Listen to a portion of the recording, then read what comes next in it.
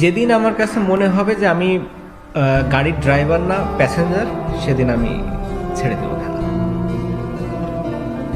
বুঝতে পারলেন কথাটা?